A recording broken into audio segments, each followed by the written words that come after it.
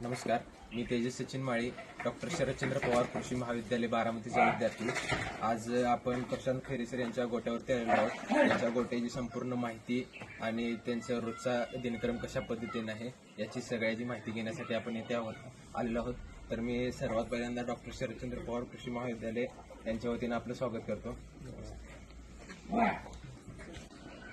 तर आपण सर्वात पहिल्यांदा जेव्हा गोटा स्थापन केला तेव्हा तुमच्या मनात काय म्हणजे कोणते विचार आम्ही तर गोटाच नव्हता इथं पहिल्यांदा.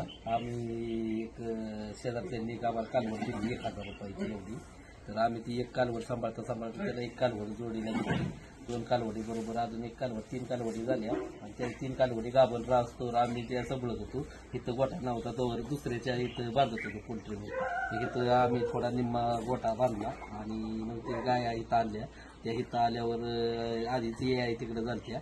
तर इथं आल्यावर 9 महिन्यांनी गाया वेल्यावर त्यांना बी 2 कालवडी झाल्या. मग ते असंच वाढवत आता आमच्या 8 गाया आहेत आणि 10 कालवडी आहेत. त्यातल्या 4 कालवडी लागवड आहेत आणि बाकीच्या बी लागवडीच्या मापाच्याच कालवडी आहेत मोठ्या.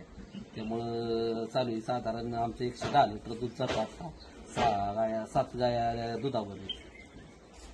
आणि चाऱ्याचं वगैरे तुम्ही नियोजन कसं तर चाऱ्याचं आमचं घरी एक 3 एकर क्षेत्र आहे. त्याच्यात ऊस असतो, नेपियर गवती आणि 4 एकर क्षेत्र मी खंडाने घेतलेलं आहे आपल्या चाऱ्यासाठी. मग तिथं मका करतो. मका ही ती आलटून पलटून चालवतो. मग ऊस, मका आणि नेपियर असं मिक्सिंग करतो. जे लागवड आणि जर कमी जास्त पडलं तरी थोडंफार विकत पण घेतो त्याच्यामुळं. आणि ब्रिडिंगवर बी काम करतो आपण. पहिल्यांदा आपण साध्या गाया होत्या आपल्या. तर आपण नवीन ABSच्या ज्या दाखवून ABS डेन्मार्क ABSचे रिझल्ट चांगले वाटले मला. अजून त्यात ABSमध्ये बारामती दूध संघाला आमचं दूध आहे. बारामती दूध संघातून 6 सिमेंट उपलब्ध झालते आपल्याला. तर 6 सिमेंटमध्ये त्यात मी बऱ्यापैकी त्या 6 कालवडी आमच्याकडे झालत्या ABS टॉर्नेडोच्या. आणि त्याचा बी रिझल्ट या कालवडीत चांगले आहेत. आता एक इथं हीच बसलेली कालवडी पहिल्या त्यालाच 26 लिटर दूध दिलं तिने. ही ABS विस्कॉन्सिनी संघाकडूनच भरलेलं आहे. 500 रुपयाचं सिमेंट होतं त्यावेळेस संघाकडून आम्हाला. तर ही 32 लिटर दुसऱ्या हाताला गायीने दूध दिलेलं आहे. आणि आमची ती सगळ्यात सुरुवातीची एकच पहिली जुनी शिंगाची गाई ती 1000 रुपयाची कालवड त्याच्यावर. ती पण आमची 28 लिटरपर्यंत दूध देते. आणि त्याचबरोबर चाऱ्याबरोबर म्हणजे लागवडीत येतात किंवा पेंड वगैरे ते कसं आम्ही नंदनचीच देतो. बारामती दूध संघाचे ते नंदन म्हणून पशुखाद्य गोल्ड प्लस 50 किलोमध्ये येतं. 1530 रुपयाला एक बॅगचे ही. तर ती आम्ही वापरतो. आणि त्याच्यासोबत मिनरल मिक्सचर वापरतो. गाया ज्यावेळेस नवीन लागवड करायच्या त्यावेळेस CSR ती CRS म्हणून पावडर वापरतो. आणि रेग्युलर चालू ठेवायचे असले गाया गाभण असते त्यावेळेस व्हिटॅमिन S फेटोकेनालची कंपनीची आहे ती व्हिटॅमिन S म्हणून ती 25 किलोची पावडर ती वापरतो.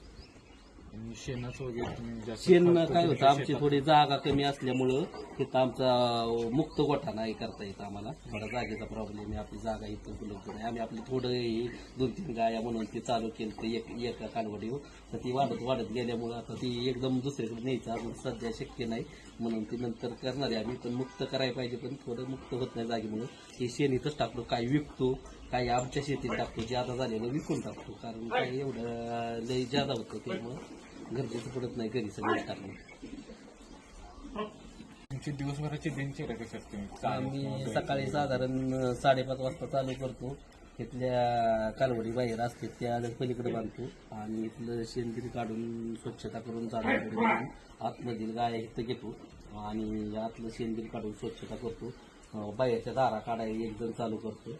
आम्ही सगळं घरगुतीच करतो. लेबर काय नाही.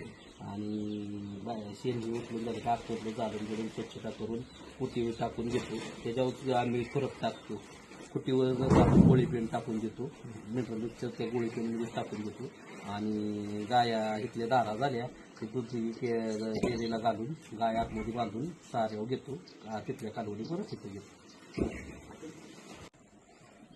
तर आपण एवढी सगळी जी माहिती आम्हाला दिली ती आमच्यासोबत बऱ्याच जणांना ती उपयुक्त येणार आहे.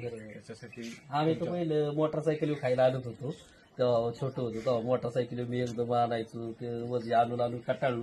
मग ते ह्याच्यातनं मी ह्या गायांच्या ह्याच्यातनं हे करून पैसे गोळा करून ट्रॅक्टर घेतला. तेव्हा काय परिस्थिती नव्हती पण त्यातून मी ट्रॅक्टर घेऊन त्यालाच एक बैलगाडीची ही बनवली आणि त्याच्यातूनच चारा आणतो मी.